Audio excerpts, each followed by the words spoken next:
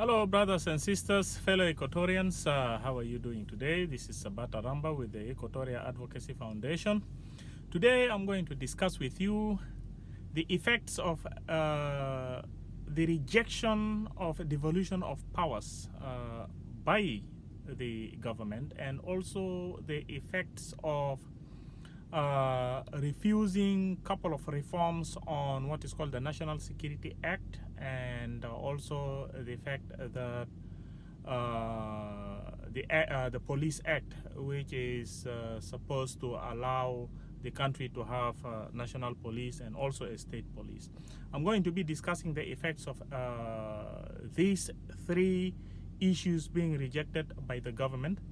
An IO representative by the name of Natalia Oyet has been interviewed, and he has actually explained a couple of issues that they have tabled and that the government has rejected as far as attempts to make a reform. And I would like to bring this up to fellow Equatorians so that you understand exactly who is protecting your interest, all right? And so that when you support a political organization, you support a political organization that protects your interests. You just don't support a political organization anyhow.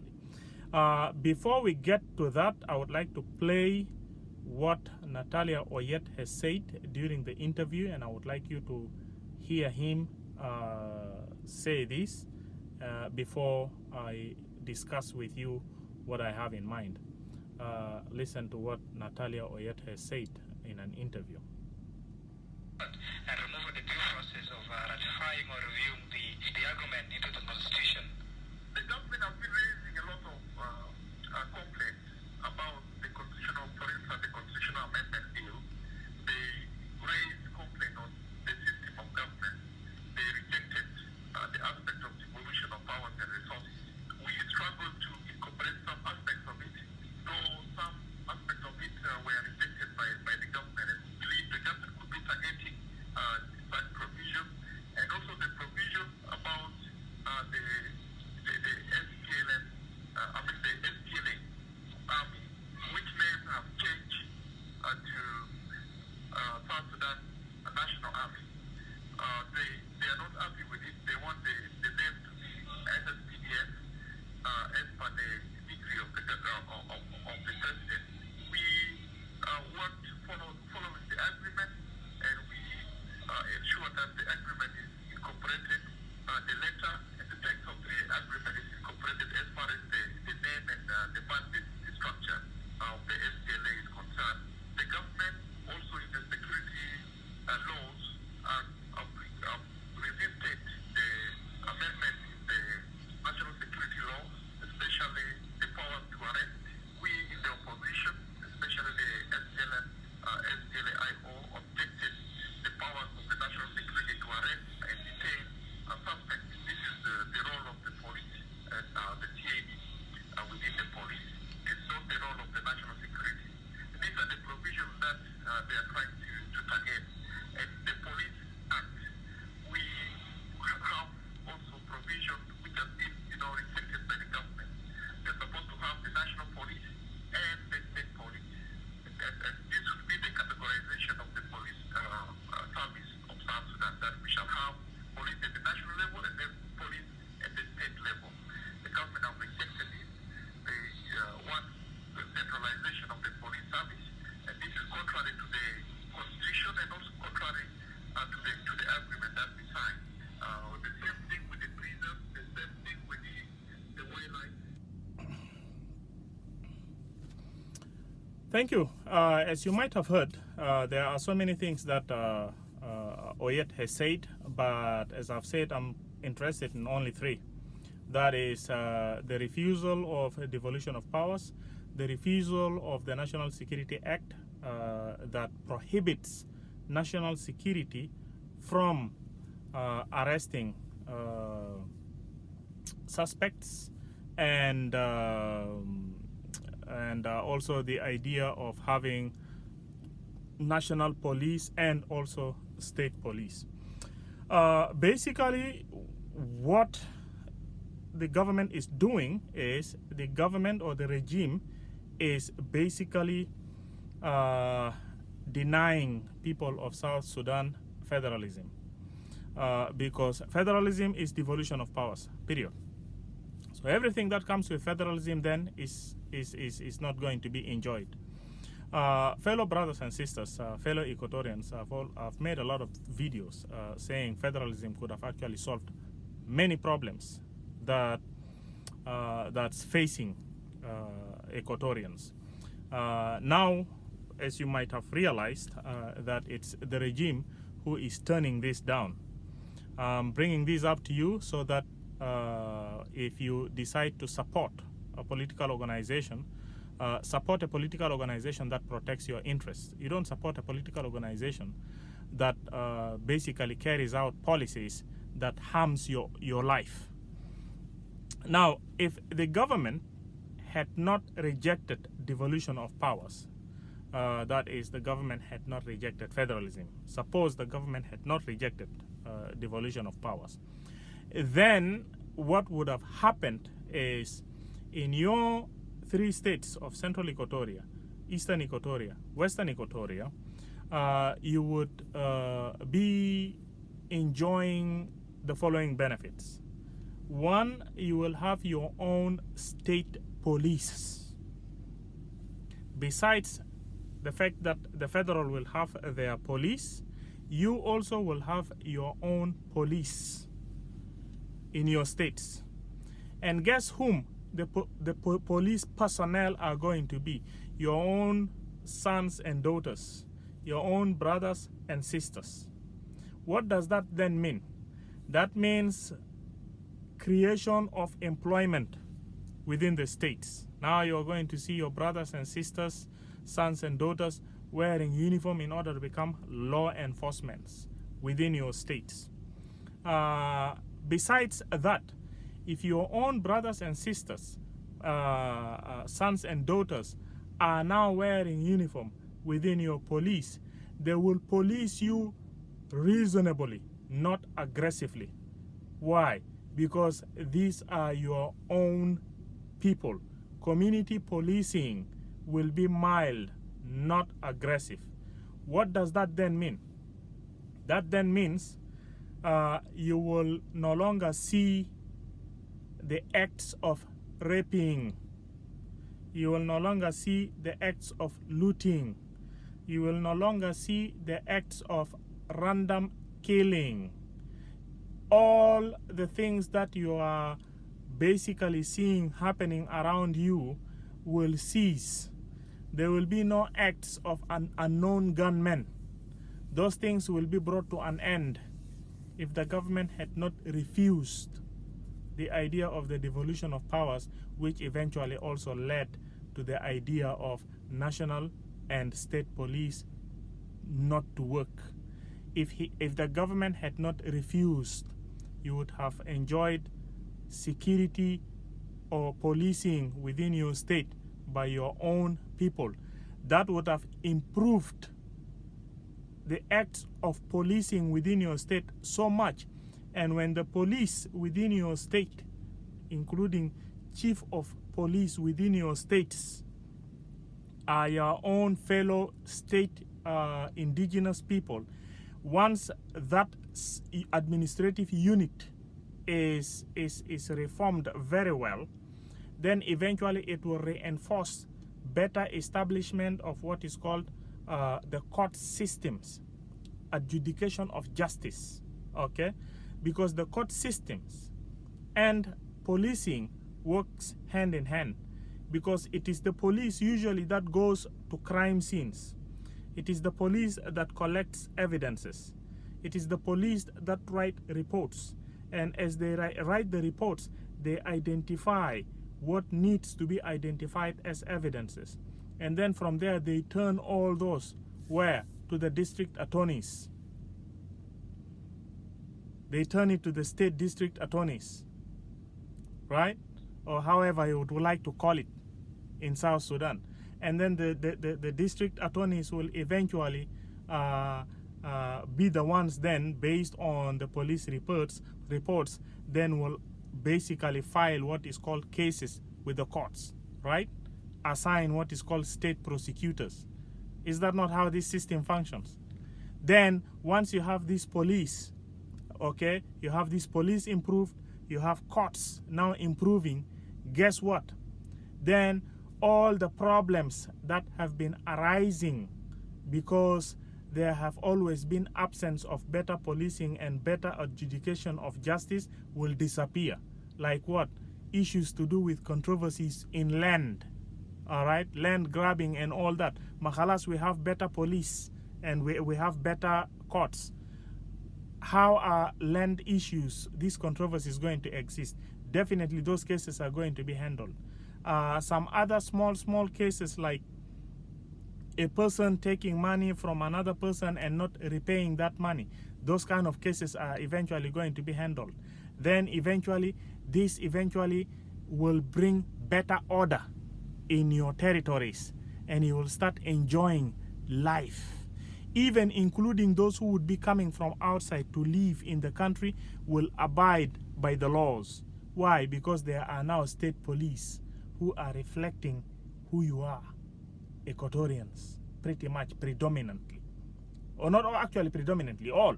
Because in those states, the states will only recruit people, police, individuals from the natives of that state. So that means the police that are going to be in the Eastern Equatoria will be people from the Eastern Equatoria. Police that are going to be in the Central Equatoria are going to be people from Central Equatoria. The police personnel who are going to be in Western Equatoria are going to be people from Western Equatoria. All this is only if the government had not refused devolution of powers, if the government had not refused the idea that there will be a national police and a state police. And also if the government had not refused the provision on the Security Act that prohibits, that stops national security not to carry arrests. In this way, national security should not just intervene in affairs within the states. Police working in the Central Equatoria or in the Western Equatoria in compliance with certain regulations that are given to them, they are still investigating, and somebody from the national security comes around and says, hey, we are going to arrest this person. You know, those kind of controversies will eventually be avoided if the government had not rejected these things that Pirina Oyet had counted here. But now that the government has rejected all those, what do you expect to see? The status quo is going to remain. The national security will continue to arrest.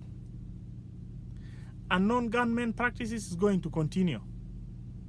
They will continue to rape, they will continue to loot, they will continue to kill, and the reports that unknown gunmen has done this is going to continue. The status quo will remain. Because the government, as you might have heard from Natalia Oyet, they want to centralize authority in their hands. So what does that then mean? That means in all the states, they will be the ones to deploy their police personnel. And they might end up deploying people who are not even from you to your places. And when those people go to your places, they don't even speak your languages. What do you expect? There will be exploitation of powers, abuse of powers, violation of human rights in those areas. Because these police personnel, after all, are not even trained. I wish they are trained. Like if they were trained like in the Western standards, or even in the other regional, you can go to Uganda and Kenya, and you will not even fear police that much, even though they are not reflecting you. They are not from your tribe, because they are properly trained in a better academy training programs. But do we have those? And now the government is there just rejecting all those ideas. They want to centralize powers in order to bring a burden in your lives. Can you imagine? brothers and sisters, if this continues throughout this transitional period, devolution of powers fail to happen, that is federalism fails to happen, throughout this transitional period, you are going to cross to a permanent constitution time without devolution of powers or without federalism. And I will bet you, give our fellow Equatorial men and women another 5 to 6 years from this year, they will start to leave equatorial area and migrate to Uganda, Congo, maybe very few in Kenya, because Kenya life is very expensive. Because they will not like the status quo to continue for a period of time. What does that then mean? That means Equatorians, fellow brothers and sisters, you have no choice to continue to be neutral on such affairs. You must stand strong and support the very political organizations that protect your interests. You must start to learn to know where your interests lie and start to learn how to identify what political organization that protects your interest and support. Because if you support those political organizations, you are supporting yourself. Because if you continue to sit neutral, things are going to look bad as time go by with your lives. Because the type of regime we have back home there is not the type of regime that we have in Western countries or in those regional countries, where you can just sit and focus with your affairs and not pay attention to how the politics of the country goes, and eventually there is what is called protection of civil rights and human rights here and there. No. Our situation is a little different. So brothers and sisters, I'm not going to take much of your time for this video, but what I would like to suggest is that fellow Equatorians, as you might have realized, that the IO at this time are wrestling with the government as far as reforms are concerned. Try to put closer ears, and if you are inside Juba, your choices are: identify the political organizations that are standing with your interests. The political organizations that are pushing for devolution of powers, these are the ones you want to stand with. All right? SOMA group are pushing for federalism. You have National Salvation from there, you have Real SPLM over there, and right now you have the IO also pushing for devolution of powers. You know, these are the political organizations that you want to stand with, because they are basically carrying out those policies that are protecting your interest. Yes, because in life you have to be smart. Pay closer attention. And if you realize that the political party is moving away or is getting defeated from protecting your interest, look at those who are still outside, who are not inside there, who are still talking about federalism. Support them. If all political parties fail to protect your interest, call for trusteeship.